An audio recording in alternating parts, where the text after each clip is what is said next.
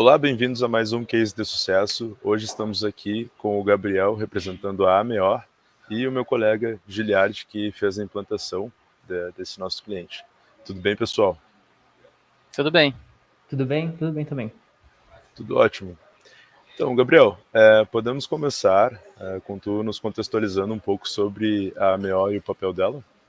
Bem, a Associação da Medula Óssea, a AMIO, ela é uma organização focada em promover e facilitar o acesso ao programa público de transplante de medula óssea no Brasil e ajudar pacientes que têm que passar ou passaram por esse transplante.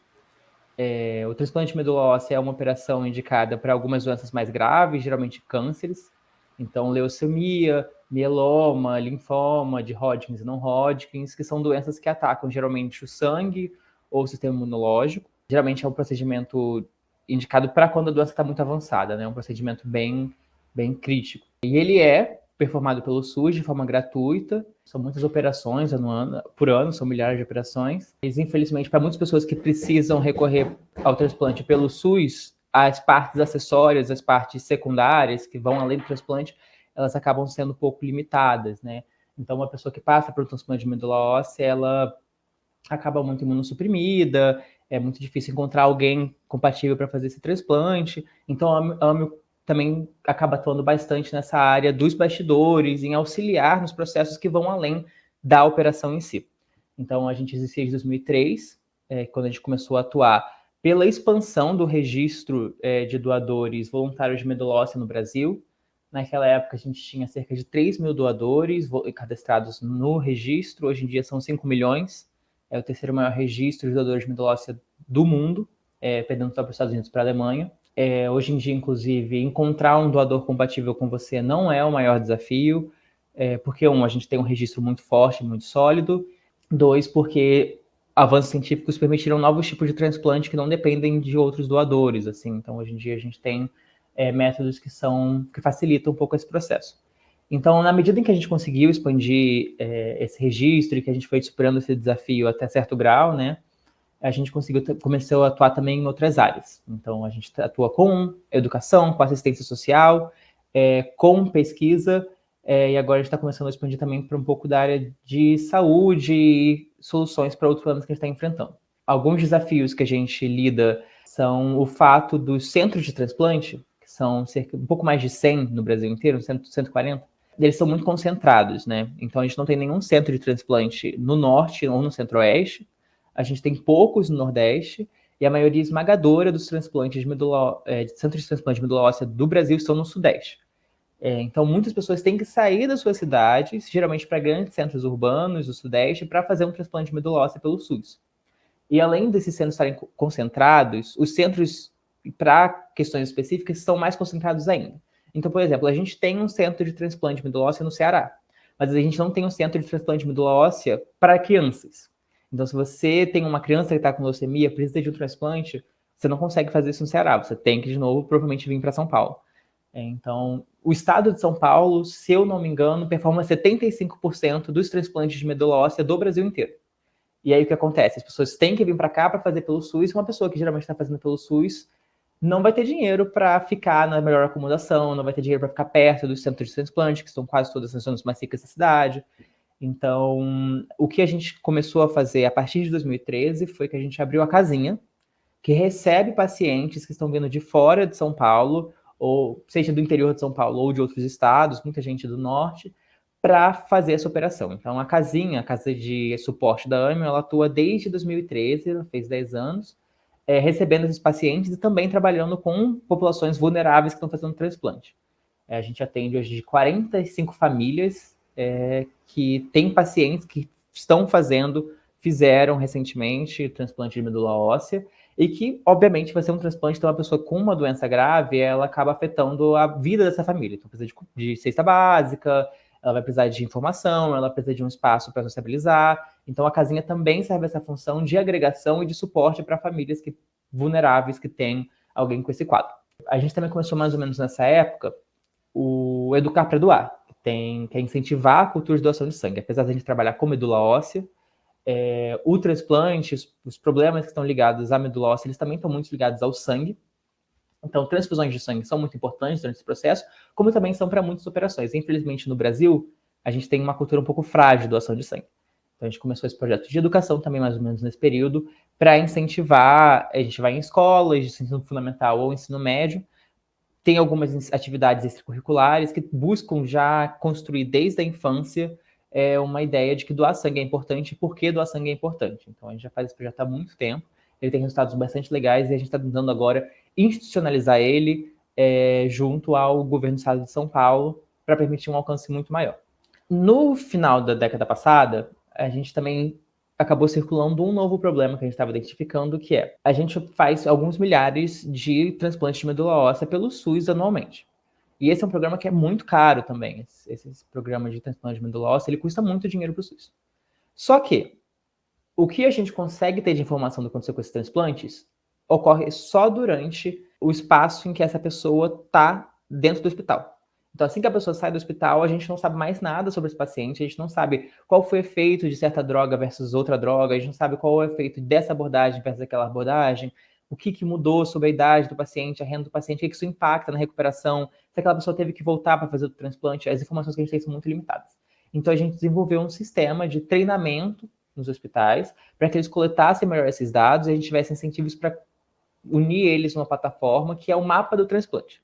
E por meio dessa plataforma que a gente disponibiliza gratuitamente os dados relacionados ao transplante de medula óssea no Brasil, a gente conseguiu juntar dados que permitem uma formulação de política pública baseada em informações, em que a gente tem mais resultados. A gente consegue com que as famílias e os profissionais de saúde saibam comparar melhor a partir de dados empíricos quais são as diferentes atuações, quais são as diferentes abordagens que podem dar resultados melhores. A gente consegue com que as empresas farmacêuticas também consigam entender quais são os impactos de diferentes drogas, porque sem dados a gente não consegue tomar decisões. E a gente identifica um problema grave que existe uma limitação tão grande dentro do SUS, mesmo que se invista tanto dinheiro em operações como essa, que são operações complexas e com risco relativamente... Assim, para o paciente, ele já está com risco relativamente alto em relação à vida, então é uma operação importante. E é uma operação que, mesmo que ela dê certo, às vezes ela não resolve todos os problemas, mas que é uma operação, então, que tem alto grau de complexidade e que a gente não tem as informações dos resultados disso corretamente. Então, a gente fez esse incentivo, a gente tem tentado manter esse projeto anualmente, tem muitos desafios ainda com ele, porque a gente tem que trabalhar com muitos centros de transplantes, os centros de transplantes têm poucos incentivos para coletar esses dados, o profissional de gerente de dados, que é a pessoa que coleta esses dados, ele tem uma rotatividade muito alta dentro do centro de transplante, então tem muitos desafios, e essa é outra coisa que a gente está tentando institucionalizar. E por último, o projeto mais recente que a gente tem é o que a gente chama de casa de transplante, que ela é uma casa de apoio, só que ela tem características especiais. Então, como eu falei que a gente tem a casa de apoio, que é a casinha, que opera desde 2013, essa aqui, ela também é uma casa de apoio, mas é um pouco diferente. Por quê? A gente percebeu que um dos maiores desafios para o transplante de medula óssea hoje em dia é que as pessoas acham alguém compatível, mas não tem leite no hospital para a pessoa fazer o procedimento. Então, a pessoa está esperando, a pessoa está com uma leucemia, fazendo quimioterapia, e aí, então, é um pouco uma corrida. Se a pessoa fica doente, ela já está imunossuprimida, ela tem que esperar mais para fazer o transplante, e às vezes ela acaba perdendo o timing para o transplante, fica doente de novo, não faz nada. E aí, assim, são casos de vida ou morte. Então, para tentar acelerar essa fila do transplante, a gente está tentando propor uma alternativa que já existe nos Estados Unidos e em alguns países do norte global, que já existe mais raro no sistema particular brasileiro, mas que é muito raro no sistema público por uma questão estrutural, que é, ao invés de passar 1 mês, 2 meses no hospital, ao redor da operação, que é o transplante de medula óssea, a pessoa passa poucos dias, geralmente, e aí ela faz o acompanhamento, que é ficar indo e voltando do hospital, de fora do hospital. Mas para a pessoa poder fazer isso, por exemplo, da casa dela, tem algumas questões que são muito importantes. Ela não pode estar longe do hospital, porque é uma pessoa imunossuprimida, ela pode ficar doente do nada e ela precisa ir para o hospital urgentemente. Então, geralmente 5 a 10 minutos no máximo de distância do hospital. As condições de higiene são rigorosíssimas, porque, de novo, uma pessoa imunossuprimida ela pode ficar doente por nada, e já é uma pessoa que está muito frágil, debilitada por quimioterapia, por câncer, porque acabou de fazer o transplante, e aí se ela ficar doente de novo, é uma questão de vida mesmo. Então tem questões rigorosíssimas de saúde, de visão, de isolamento. E aí, se é isso, imagina uma pessoa que está fazendo transplante pelo SUS. Geralmente ela já não vai morar perto do centro de transplante. Para ir chegar no centro de transplante para fazer acompanhamento, ela pega transporte público, que é uma situação de altíssimo risco para essa pessoa. Uma pessoa que está fragilizada, não consegue manter as condições de higiene rigorosas em casa. Então é difícil implantar. E o que a gente fez aqui foi construir uma casa com 10 leitos, com banheiro individual, que é uma coisa que não acontece em casas de apoio normal. Quarto só para o paciente e o acompanhante, separados, que seguem as condições de higiene, que garantem a proximidade ao hospital e acompanhamento de assistente social, de psicólogo, fisioterapeuta e algumas conversas com médicos hematologistas. E aí o objetivo é que a gente consiga, a gente está tentando fechar uma parceria com o Hospital das Clínicas de São Paulo, para a gente conseguir acelerar, a gente acredita que a gente consiga acelerar até 40% dos procedimentos realizados no Hospital das Clínicas anualmente, com o objetivo de propor isso como modelo para o sistema público. Porque é isso, a gente tem 10 leitos aqui, são leitos, mas são leitos que custam muito menos que um leito hospitalar. Então, a gente acredita que essa é uma solução custo-eficiente para um problema que é muito sério e que é muito triste você ter alguém para fazer o transplante, você poder fazer o transplante, o único impeditivo não tem como fazer o transplante porque não tem um lugar para você ficar no hospital. Então, a gente está tentando propor isso como solução, como alternativa atualmente para o sistema público do estado de São Paulo. Então, essas são as nossas principais iniciativas hoje em dia. Legal. E tu citou aí alguns desafios.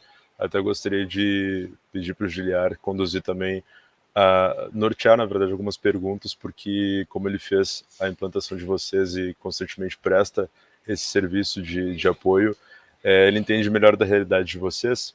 Então, gostaria de entender também desses desafios, quais deles se apresentaram ao ponto de fazer vocês pensarem, nós precisamos de um sistema, nós precisamos de um software, e como vocês estão conseguindo trabalhar em cima deles com o nosso sistema também, utilizando o IB. Então, quando a gente decidiu que a gente precisava de uma plataforma, a gente não tinha nada antes do IB. O principal motor para isso foi doação. Então, a gente é uma organização grande, como eu falei, a gente abriu a Casa do Transplante faz pouco tempo, então ela foi aberta oficialmente em junho, e ela criou um novo custo para a organização, que a gente estima que pode chegar a 90 mil por mês. E aí a gente falou, a gente tem que repensar a nossa forma de captação e estruturação de doações. E aí a gente teve toda uma conversa que viu uma necessidade de ter isso de forma mais organizada e mais estruturada, ter mais noção de quem está doando, como está doando, por que está doando, uma nova ferramenta para captar e facilitar as doações. E aí a gente fez uma pesquisa muito grande de plataformas, analisando custos, benefícios, analisando os reviews, conversamos com muita gente, e aí a gente chegou no IB como uma alternativa que era boa, que era completa e que tinha boas críticas, assim, os clientes estavam satisfeitos, e que também tinha um bom preço. Que era uma outra preocupação com a gente, porque quando você está abrindo uma nova casa que custa 90 mil reais, saber fazer uma escolha que tem um bom custo-benefício era muito importante para a gente. E aí a gente chegou no IB, e então a primeira coisa que a gente chegou na atuação, a primeira entrada que a gente teve, foi essa parte de captação de recursos. Então, organizar as doações, entrar doações pelo IB, entender a parte de plataforma de doações do site, e foi uma parte que assim, foi muito rápida de entender e foi muito direta.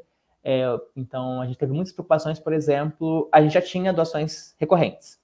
Se a gente colocar essa doação no IB, essa pessoa vai ser cobrada por e-mail, porque a gente não queria também alterar toda a sistemática, tornar esse processo mais complicado para as pessoas que já doavam. A gente tem muitos doadores que são mais velhos, a gente estava com medo deles ficarem muito confusos, de ter que sair, por exemplo, de uma outra plataforma de pagamentos para ir para o IB, mas a gente também queria que o IB fosse a nova forma de entrada, porque era mais organizado, então alguém poderia fazer um Pix, a gente teria os dados dessa pessoa. Então, toda essa soma de fatores, e com o tempo a gente entendeu que sim, permitia que a gente tivesse as novas entradas e que elas fossem cobradas pelo IB, ao mesmo tempo que a gente usava a plataforma para organizar aqueles doadores que já existiam.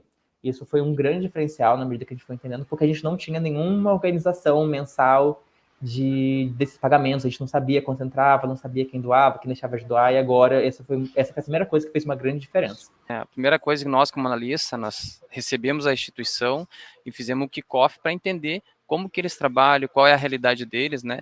E fazer que aquelas informações que eles necessitam, que estejam ali para ele, a gente consiga fazer de uma forma que entre de forma coerente, eles tenham esses relatórios. Então foi o que eu fiz o kickoff aí com o Gabriel e com os demais aí, a gente uniu essas informações e diante do cenário que eles nos passou aí, eu peguei e ajustei, alinhei para eles seguir um processo que eles tivessem esse resultado, principalmente da captação, integração do site deles com o site do IB, já para entrar junto para dentro da plataforma, né? Entre outras questões aí, questão financeira, questão de cadastro, né? Então, porque eu nem trabalho com a parte de TI aqui, eu sou captador de recursos, acabou que entrou tudo ao mesmo tempo, e aí eu virei o cara da plataforma porque era a primeira função. E aí, assim, eu acho que eu me conectei com o Giliar, a gente já se entendeu porque foi a primeira função, e aí eu virei meio que o monitor da plataforma dentro da organização, assim, as pessoas vinham falar comigo, aí se eu conseguia resolver, eu resolvia, senão eu falava, você tem que falar com o Giliar, eu dava uma olhada nos vídeos, repassava, porque assim que a gente fez a parte da captação, a gente foi passando para as próximas, né? Porque a gente falou, a gente vai contratar uma plataforma, é bom porque a gente já passa por todo mundo. E assim, eu rapidamente entendi o valor de ter uma plataforma que integrasse todas as áreas. Porque tinha uma duplicidade muito grande de trabalhos, uma redundância, assim. Então, a parte do financeiro e da contabilidade, ela fazia uma coisa, ela tinha que passar as planilhas para mim, eu tinha que fazer uma nova planilha para atualizar os doadores um a um. Eles tinham 4 planilhas diferentes, aí eu juntava na minha planilha, era um horror. E agora, assim que o Giliar fez o treinamento da parte financeira, eu já não tenho que fazer nada. As doações aparecem para mim bonitinho todo mês, eu não tenho que dar Ctrl+C, Ctrl+V em nada, checar anualmente. Tipo, a Nice, que é a nossa pessoa do financeiro, ela, na parte do financeiro, coloca, ó, teve doação disso, desse valor, e aí já aparece para mim na parte dos doadores. Eu acho que essa conexão entre diferentes áreas permite essa sincronia de tudo funcionando ao mesmo tempo. Eu acho que esse é o diferencial de ter uma plataforma com a gente. E eu acho que, para mim, um grande diferencial do IB, até melhor do que o custo-benefício, foi assim, o Giliari acompanhou a gente completamente. A gente mandava uma pergunta para ele respondia o mais rápido possível, já propunha uma reunião, respondia as dúvidas. Eu acho que os vídeos de implantação são muito bons, assim, geralmente, se eu tinha alguma dúvida, eu olhava lá, já respondia. Muito completo esse acompanhamento. E aí eu tinha muitas preocupações, eu achava que eu ia ter que fazer muita coisa para ajudar as pessoas entenderam relativamente rápido o que elas tinham que fazer, assim, eu acho que ela é bem acessível, mas ela é simples, mas ela cumpre o que ela tem que fazer com muita perfeição e ela é muito acessível, assim. Eu acho que a gente tem pessoas aqui de 50 anos que sentaram, olharam e falaram, ok, falaram com o Giliar 2 vezes, entenderam tudo, assim, a Anice não tem mais dúvidas, ela faz tudo perfeitamente, é impressionante. Então, assim, não precisa ter o curso de TI, basta ter o Giliar, tá tudo certo. Não posso falar pelas outras pessoas que implantam, mas se tiver o Giliar, eu acho que aí eu garanto para vocês. Então, aproveitando essa deixa aí, Giliar, pergunta outra coisa que tu notou, assim, importante para eles também, importante para a trajetória da AMEO com o IB. Eu acho que, analisando tudo que ele disse ali, né, acho que a maior preocupação de quem dá um treinamento para uma instituição é as pessoas pegarem aquilo que a gente quer passar, né? E aí, quando a gente se propõe a dar os treinamentos direcionados às pessoas, né, que foi o que a gente fez, a gente direcionou os treinamentos para cada pessoa da organização, mas que elas se conectassem uma com a outra para que aquela informação ficasse centralizada para todos, né? Então, eu não tive dificuldade com o pessoal aí, foi bem tranquilo, bem acessível, né? E eles podem dizer mais, assim, né, do que eles acharam da plataforma, na gestão de cadastro, né, em todas as partes do sistema, porque o sistema tem várias áreas, né? Tem projetos, tem outras áreas, né?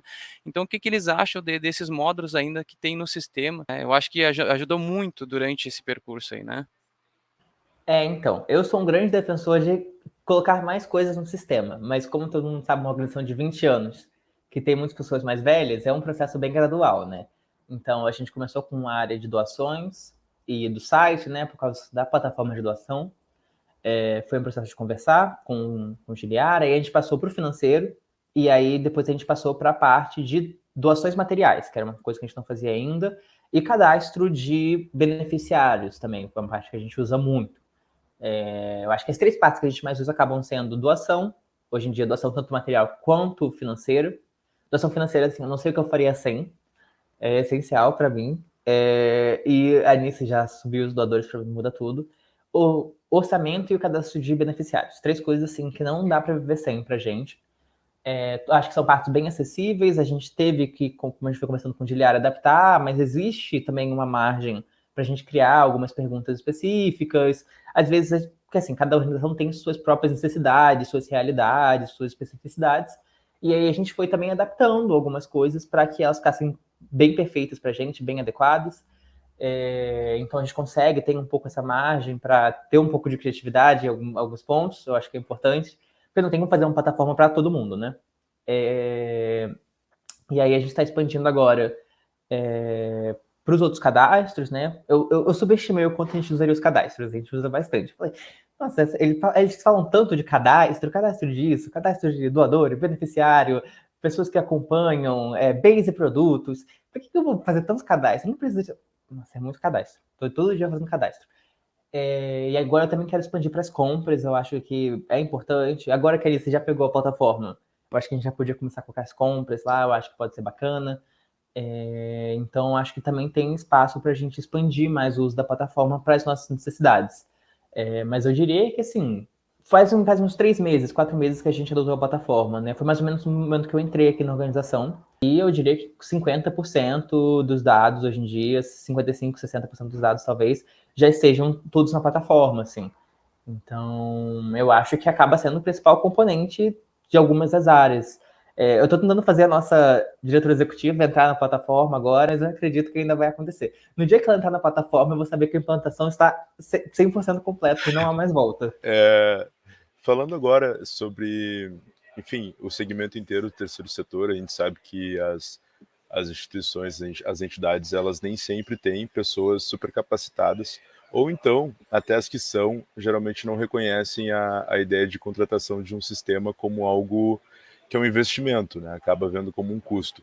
Então, se tu pudesse deixar uma palavra aí para os teus colegas do terceiro setor sobre a importância, quase que um conselho amigo mesmo, partindo da tua experiência, claro, a respeito da contratação de um sistema, seria legal. Então, eu acabo, acho que eu vou dar as minhas palavras, mas eu sou muito fã dessas coisas, porque... Então, não sei nem se eu vou conseguir entrar na mente de quem não contrataria, porque eu não consigo ver como fazer sem esse tipo de ferramenta. A gente tem muitas organizações que são pequenas no seu setor, isso é inquestionável, que tem muitos desafios orçamentários. A gente sabe que ser terceiro setor no Brasil é difícil, e tem muita organização muito pequena, que tem um orçamento sempre contando centavos, fazem ações muito reduzidas. A partir do momento em que você começa a expandir um pouquinho, se você tem mais de uma sede, você não vai, assim, não ter a plataforma vai ser um custo a mais. Vai ser um custo de organização, vai ser perda de tempo, porque todo mundo vai ter que acabar tendo uma duplicidade, você vai perder informação, você não vai conseguir se organizar, e se você não consegue se organizar, você não consegue usar o seu dinheiro da melhor forma, você não consegue saber quanto dinheiro está entrando, você não consegue garantir que os seus trabalhos vão ser otimizados. Então, quando eu cheguei aqui, como captador de recursos, eu percebi, por exemplo, que a gente não sabia exatamente quanto dinheiro entrava por mês de doador. O que era recorrente, o que era pontual, quem eram os nossos doadores. Não tinha essa organização muito centralizada. E eu acho que sem a plataforma, quando eu estava fazendo sem a plataforma, era assim, uma semana quase que eu gastava por mês para conseguir checar essas doações. Estava sempre atrasado, porque tinha que passar pelo financeiro, o financeiro fechava as contas da semana, aí 2 vezes por mês me passava uma planilha, a gente estava sempre alguns dias para trás. E com a plataforma, por exemplo, a gente consegue ter uma noção muito centralizada e muito imediata de quanto dinheiro está entrando, quem doou. É muito mais fácil de organizar, até porque eu acho que muita gente do terceiro setor, não sou um mestre do Excel, eu acho que eu já sou melhor do que a média, mas eu já tenho esses meus desafios, acho que muita gente do terceiro setor também tem, então ter uma plataforma que organiza isso de uma forma mais clara é muito eficiente, e acho que ter esse aspecto de centralizar as informações de forma acessível e de forma que, por exemplo, então, uma doação, o doador, está todo mundo conectado a partir dos cadastros, a partir das informações, e poder confiar que, por exemplo, a Fátima da Ciência Social vai colocar a informação de uma doação material que chegou e eu vou ter acesso a essa informação sem que ela tenha que me passar nada, esquecer de me passar alguma coisa, isso já me permite uma eficiência de trabalho muito maior.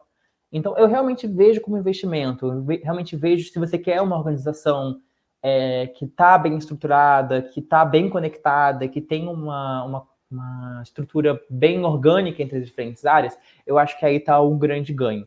Eficiência de trabalho, cortar a duplicidade e otimizar o seu tempo, né? Eu acho que acabam sendo essas três principais questões. Ter um bom controle das coisas, acho que não tem como. Especialmente no terceiro setor, em que isso é um desafio muito grande no Brasil. Você ter controle, ter otimização de trabalho, a gente não tem muito essa mentalidade ainda entre muitas ONGs. E acho que ter a plataforma é um primeiro passo muito importante nesse sentido.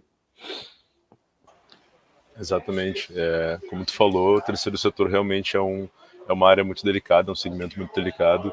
E quando a gente fala também dos últimos anos que tivemos, né, pandemia e tudo mais, a gente sabe que muitas entidades acabaram dando um passo atrás por conta dessa perda de recursos, dessas dificuldades que apareceram. E recém agora nós estamos retomando aí de uma forma um pouco mais saudável, né, economicamente até falando, para o terceiro setor. E então realmente é muito bacana fazer parte desse processo de crescimento de vocês.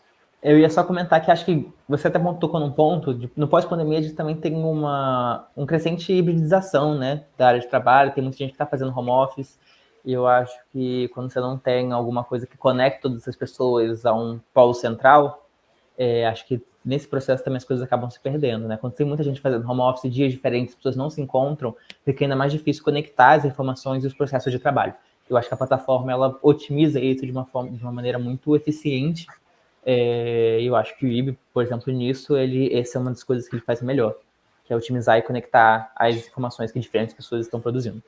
Sem falar da veracidade dos dados que são coletados e também passados, né? Então, tu tá lá no setor financeiro e tu acabou de receber uns dados do setor de arrecadação, por exemplo.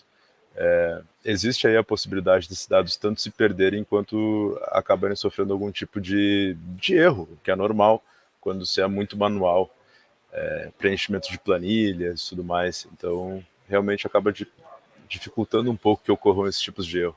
Eu fui o primeiro a pegar a plataforma direito, eu estava atualizando as coisas e eu estava um pouco enrolando para subir os doadores antigos. E aí teve um dia que eu abri e falei, quem são essas pessoas que estão na minha planilha de doadores? Eu não coloquei elas aqui no IB. De onde elas vieram? Quem está atualizando a minha planilha?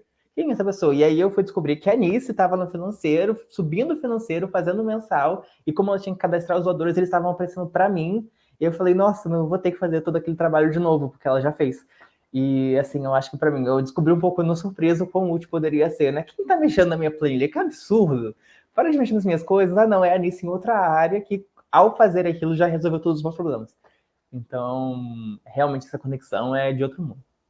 Porque, na realidade, quando o financeiro começa a lançar lá contas a pagar de um fornecedor, uma doação de um doador, qualquer uma daquelas que eles lançam ali no dia a dia deles, se aquela pessoa não tem o cadastro, esse cadastro já reflete para ti lá na área de cadastro. Então, ela já está fazendo um trabalho que tu teria que fazer manualmente lá. Ela, no momento que ela lança e não tem, já tem a possibilidade de cadastrar na hora e já subir lá para a tua área de cadastro. Então, agiliza o processo para ti, atualiza a tua planilha lá e, da mesma forma, quando ela lança, já fica vinculado o histórico de doação daquela pessoa, ou história de pagamento daquele fornecedor, tu consegue tirar um relatório ali sem estar lá no financeiro com ela. Isso é importantíssimo, né?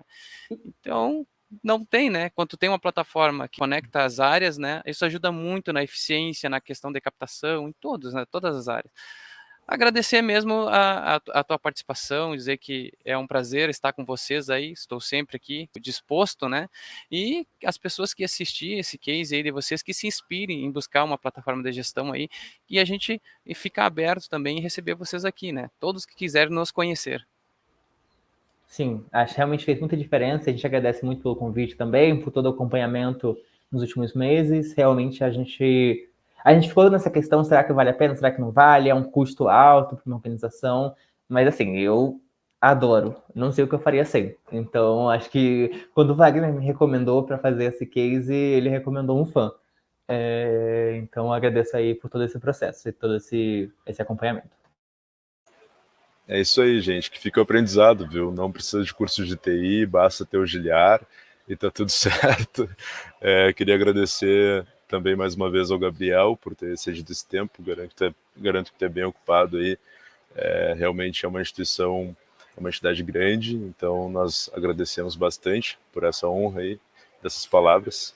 Assim como o meu amigo Giliar também, que arrumou o seu horário para estar aqui. Garanto que para ele não foi sacrifício nenhum, porque é sempre bom ouvir os bons frutos do nosso trabalho, né? Então, fico grato aí. E a quem está assistindo, agradeço a presença e no próximo case nós nos vemos. Também, mais uma vez, agradecendo ao Gabriel e sigam aí a palavra desse nosso cliente que está se tornando um amigo. É isso aí, gente. Muito obrigado, viu? Tchau, tchau. Até o próximo case. Tchau, tchau, gente.